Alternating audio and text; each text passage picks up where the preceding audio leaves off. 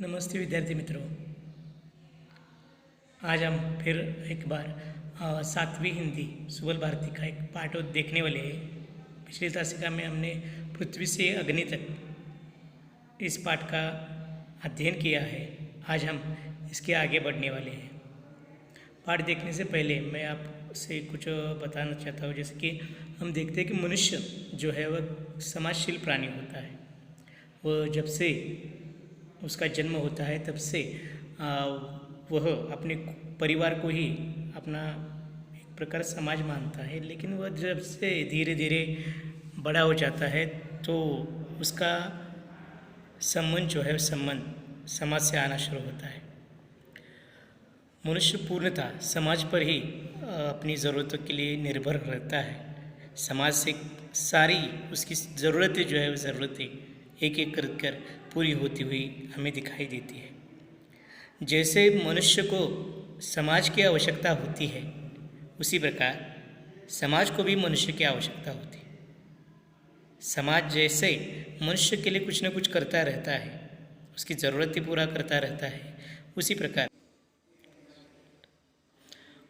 मनुष्य को भी समाज के लिए कुछ न कुछ करना आवश्यक होता है। समाज से ही मनुष्य बनता है और मनुष्य से ही समाज बनता है। समाज का कोई भी कार्य हम अकेले नहीं कर सकते।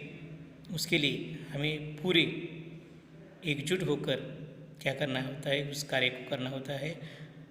और ऐसे कार्य को हम श्रमदान कहते हैं कि जो काम करते समय मनुष्य बिना कोई फ़ायदा देखता है, बिना कोई पैसे उस काम की वह लेता है, तो वह खुद प्रेरणा से प्रेरित होकर वह काम करता है।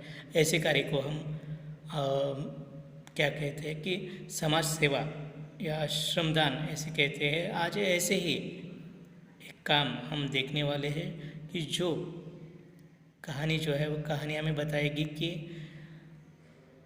समूह से कोई भी काम कैसे आसानी से हम असंभव को संभव बना सकते हैं। ऐसी एक कहानी हम देखेंगे जिसमें हम देखते हैं कि मनुष्य के मन में अगर कोई इच्छा हो, कोई संकल्प हो, तो वह कैसे उस असंभव संकल्प को कैसे संभव बना सकता है। यह कहानी जो है वह कहानी हम जो पढ़ रहने वाले हैं वह हमें बताएंगी, जिसका नाम है जहाँ चाह वहाँ राह। इस कहानी का नाम जहाँ चाह वहाँ राह है। यह एक कहावत है और जिसका अर्थ होता है क्या कि अगर हमारे मन में इच्छा हो किसी कार्य को करने की, तो निश्चित रूप से हमें वह कार्य करने का मार्ग जो है मार्ग मिलता है। प्रकृति निश्चित तौर पर आपको मदद करती है। अगर आपकी लगन कैसी है, आपका संकल्प कितना दृढ़ है, इस पर आपको मार्ग जो है मार्ग अनायास ही मिल जाता है। लेकिन अगर आपके मन में उस कार्य के प्रति इच्छा जो है वो इच्छा होनी आवश्यक है, दृढ़ संकल्प आपका होना आवश्यक है, तभी आपके मार्ग में आए हुए सारी बाधाएं जो है बाधाएं आसानी से आप खुद पार कर सकते हैं। तो ठीक है, हम पाठ शुरू करते हैं। सबसे पहले हम देखेंगे इस कहानी के लेखक जो है उनका परिचय। ठीक है, शुरू करते हैं। इस कहानी के लेखिका रह चुके हैं अनुराधा मोहिनी जी। इनका अगर हम परिचय देखें तो परिचय इनका देखिए कि इनका जन्म 21 सितंबर 1961 नागपुर महाराष्ट्र में हुआ है। इनका अल्प सा परिचय अगर हम देखें तो देखिए कि यहाँ पर अनुवाद के क्षेत्र में अनुराधा मोहिनी जी ने अमूल्य योगदान दिया है। अब अमूल्य इस शब्द का अर्थ क्या है कि मूल्य, जिसका कोई मूल्य नहीं होता। अनुवाद यानी कि क्या कि एक भाषा का साहित्य जो होता है, अगर कोई अंग्रेजी की कहानी है या अंग्रेजी के एक आध उपन्यास है, पुस्तक है, तो उसका अगर हमें समझ में नहीं आ रहा तो कई ऐसे लेखक होते हैं कि उसका हिंदी में क्या करते हैं, उस भाषा को हिंदी में लिखते हैं उस कहानी को। तो ऐसे लेखन को क्या कहा जाता है, अनुवाद। तो अनुवाद के क्षेत्र में अनुराधा मोहिनी जी ने अमूल्य योगदान जो है वो योगदान यानी कि सहभाग अपना दिया है। आपने विविध पारिभाषिक कोशों की निर्मिति में सहभाग, वैचारिक एवं ललित पुस्तकों का संपादन किया है। आगे इनके परिचय में हम देखते हैं कि इन्होंने अनुवाद के क्षेत्र में अमूल्य योगदान दिया है ही, साथ ही साथ क्या किया है कि विविध पारिभाषिक कोशों की निर्मिति में इनका सहभाग रहा है। अब पारिभाषिक कोश यानी कि क्या, देखिए कि हम डिक्शनरी जिसे कहते हैं कि जिसमें क्या होता है कि कठिन शब्द होते हैं, उनकी परिभाषाएं होती है, और ऐसी परिभाषा जो है वो जिस डिक्शनरी में होती है उसे पारिभाषिक कोश कहा है। कोश यानी कि एक प्रकार की डिक्शनरी। तो ऐसी विविध पारिभाषिक कोश इन्होंने बनाए हैं और इन पारिभाषिक कोशों को बनाने में इनका सहयोग रहा है। साथ ही साथ वैचारिक एवं ललित पुस्तकों का संपादन आपने किया है। साथ ही साथ इन्होंने वैचारिक पुस्तक होती है ललित, जो आकर्षित करने वाली या सुंदर कथानक वाली पुस्तकें होती है, ऐसी पुस्तकों का इन्होंने संपादन जो है संपादन किया है। प्रस्तुत कहानी में लेखक हमें क्या बताना चाहते हैं, देखिए कि प्रस्तुत कहानी में लेखिका ने संकल्प शक्ति और समुचित क्रियान्वयन से असंभव काम संभव करने की प्रेरणा हमें दी है। यहाँ पर हमें देखना क्या है कि ये पाठ हमें या ये कहानी हमें क्या संदेश देना चाहती है कि संकल्प शक्ति जो है, आपका संकल्प कैसा है, आपका संकल्प करने के पीछे आपके मन में इच्छा या शक्ति कैसी है, इस पर ही आपका कार्यान्वयन यानी कि कार्य जो है वो कार्य क्या होता है, निर्भर होता है। अगर आप कोई काम करना चाहते हैं, कोई संकल्प आपके मन में है और उस संकल्प को लेकर आपके मन में अगर इच्छा ही नहीं है कि उसे मुझे पूरा करना है, चाहे कोई भी हो जाए, तो आप उसे पूरा नहीं कर पाएंगे। आपका कार्य जो है वह ठीक तौर से पूर्ण नहीं हो पाएगा। इसलिए लेखक हमें बताते हैं क्या कि यहाँ पर लेखिका हमें बताती है कि आपके मन में संकल्प या इच्छा जो है वो संकल्प की शक्ति, उस कार्य को करने की शक्ति, इच्छा आपके मन में जितनी ज़्यादा होगी उतना आपका कार्य वह आसान हो जाएगा। चाहे वह कितना भी असंभव क्यों न हो, वो निश्चित तौर पर संभव जो है वह संभव हो जाता है। कब? जब आपके मन में इच्छा होगी तब। इसलिए इस कहानी का नाम ही है कि जहाँ चाह वहाँ राह। तो ठीक है, आगे बढ़ते हैं हम। आगे यहाँ पर बताओ तो सही, एक स्वयं अध्ययन आपके लिए यहाँ पर है। स्वयं यानी कि खुद आपको यह करना है। तो यहाँ पर दिखाया क्या गया है कि स्वयं किए हुए कार्य, यानी कि आपने किए हुए कार्य कहाँ कहाँ पर, तो घर, यानी कि घर में आप अपने माँ बाप या माँ को हो या पिताजी को हो या बड़ा भाई छोटा भाई या इनके लिए आप कैसे उपयोगी साबित होते हो। माँ को घर के कामकाज में आप कैसे हाथ बटाते हो, पिताजी से कैसे उनके कामों में आप हाथ बटाते हो, उनकी मदद करते हो। छोटा भाई हो, बड़ा भाई हो या बड़ा बहन, बड़ी बहन, छोटी बहन, इनके कार्यों में आप कैसे उनकी मदद करते हो। यह घर में क्या क्या काम करते हैं यह आपको बताना है। उसकी प्रकार आगे है परिवेश, यानी कि आपके आसपास आड़ोस पड़ोस में आप कैसे दूसरों की मदद करते हो, कैसे एक आध काम आपके घर के आसपास का करते हो, यह आपको यहाँ पर लिखना है। आगे विद्यालय में आप कई प्रकार के काम करते होगे, जैसे कि आसपास की विद्यालय के सफाई करना, अपनी कक्षा स्वच्छ और सुंदर बनाना, पढ़ाई करना, अध्यापक की बात मानना। यह सारी बातें जो है सारी बातें आप यहाँ पर लिख सकते हैं। और चौथा और अंतिम जो यहाँ पर है वह है त्योहार। पहला था घर, दूसरा परिवेश, तीसरा विद्यालय और चौथा त्योहार। त्योहार में आप कैसे कार्य करते हो, जैसे कि एक आध दिवाली जैसा त्यौहार है तो घर में आप किस प्रकार घर की मदद करते हो, एक आध पूजा पाठ आपके घर में है तो उस की तैयारी में आप कैसे सबकी मदद करते हो, इस प्रकार आपको त्यौहार में कार्य किस प्रकार करते हैं यह यहाँ पर आपको लिखना है। तो ठीक है, यहाँ पर आपको बताओ तो सही, यह भाग जो है बस भाग आपके ध्यान में आ गया होगा।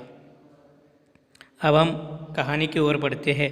सबसे पहले हम यहाँ पर पहले परिचित का पठन जो है पठन करेंगे और बाद में उसका स्पष्टीकरण देखेंगे। तो ठीक है, शुरू करते हैं कहानी का पठन। यसंबा गांव की पाठशाला की घंटी बजी। धुआंधार बरसात हो रही थी। वर्षा के कारण मैदान पर न होकर कक्षा में संपन्न हुई।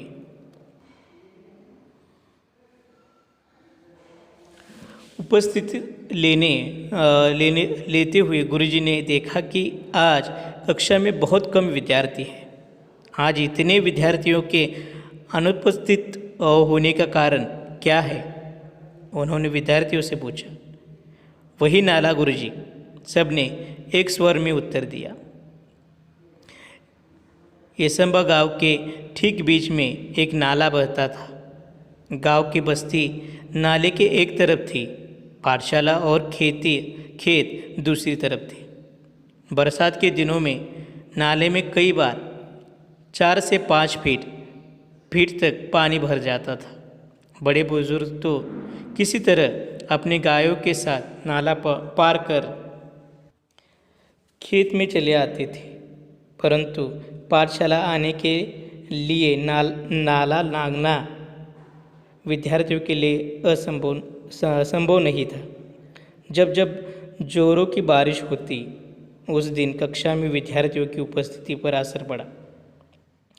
अनेक बार विद्यार्थी पूरे सप्ताह पाठशाला नहीं जा पाते। इसके चलते गांव में बरसात, नाले में भरा पानी, पाठशाला से छुट्टी, यसंबा की यही कहानी, यह गीत गांव में प्रचलित हो गया था। तो इस परिच्छेद का हम क्या करेंगे, स्पष्टीकरण जो है वो स्पष्टीकरण देखेंगे।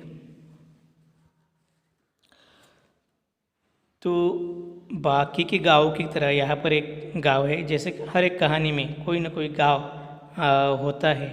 यहाँ का गाँव जो है वो गाँव यसंबा इसका नाम है। इस यसंबा गाँव में जो है वो गाँव बहुत ही सुंदर और अच्छा है, लेकिन इस गांव की एक समस्या है। वह समस्या हम आगे देखते हैं। सबसे पहले यहाँ पर एक क्या दिया गया है कि पाठशाला है इस गांव में। हर एक गांव में पाठशाला होती है, उसी प्रकार यहाँ पर भी एक सुंदर सी पाठशाला है और उस पाठशाला की घंटी जो है वो घंटी बजती है। अब जैसे ही घंटी यहाँ पर बजी है, धुआंधार बरसात हो रही थी। अब धुआंधार इस शब्द का अर्थ जो है वो अर्थ क्या है कि बड़े जोर से। धुआंधार इस शब्द का अर्थ क्या है कि बड़े जोर से बारिश जो है, बारिश वहाँ पर उस समय हो रही थी। वर्षा के कारण प्रार्थना जो है मैदान पर न होकर कक्षा में संपन्न हो रही थी। संपन्न यानी पूरी। तो जैसे हम देखते हैं कि हमारे यहाँ भी पाठशाला होती है और वो पाठशाला जब सुबह हो रही होती है तो अचानक अगर बारिश वगैरह आती है या बारिश के दिनों में हम मैदान पर प्रार्थना नहीं लेते। मैदान गीला होता है, हर जगह पर पानी भरा होता है और इसके लिए हम अपनी प्रार्थना जो है वो कक्षा में लेते हैं।